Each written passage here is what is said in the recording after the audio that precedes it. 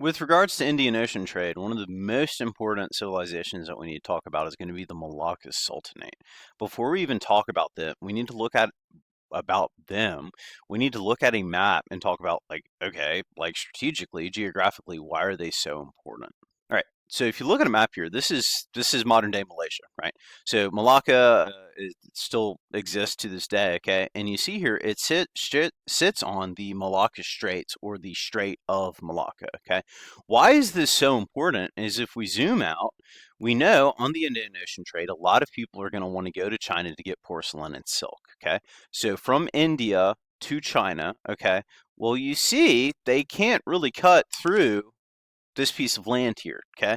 So what's going to happen is the most direct route is through the Strait of Malacca and then up through past Indochina to Vietnam, okay? If we zoom out, you see the other way that they would have to go would be from India down through, okay, cut through here, cut through the Java Sea, and then up and around, okay? It's just a lot more quicker and efficient to go through the Malacca Straits. Okay. Now, if you're a trader, time is money, right? If you need to get these goods to market, you can't just dilly dally and take like the most indirect route.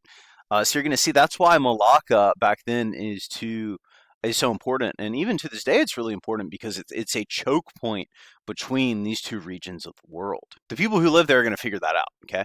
Now we already know it's a sultanate, so it's going to become an Islamic state. And basically, you're going to have Islam diffused to this area, and then these Muslims here are going to create the city state that controls basically these two areas here in this yellowy kind of mustard color. Okay. Um, and what they're going to do, one of the first things they're going to do is they're going to build a navy. Okay, because if they're going to control the Strait of Malacca, they're going to need to have a navy. Okay, and what they're going to do is they're going to impose fees or like a tax or a toll for ships to pass these straits. And they have a navy, so if you try to run it and not pay the tax, they can hunt you down and kill you, right?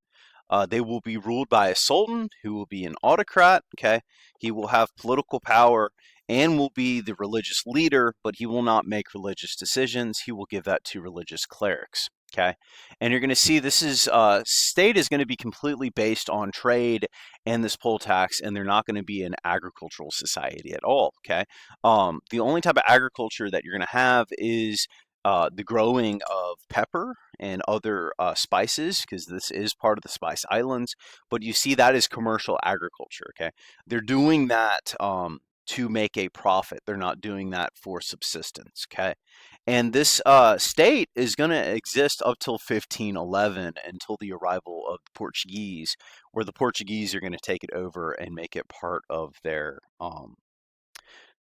colonies, their empire. Okay, that will be very brief, which we'll look at in period two. We'll see Portugal rule of the Malacca Sultanate will not last very long, and over time, they will be replaced by the Dutch that will control it for a very long time.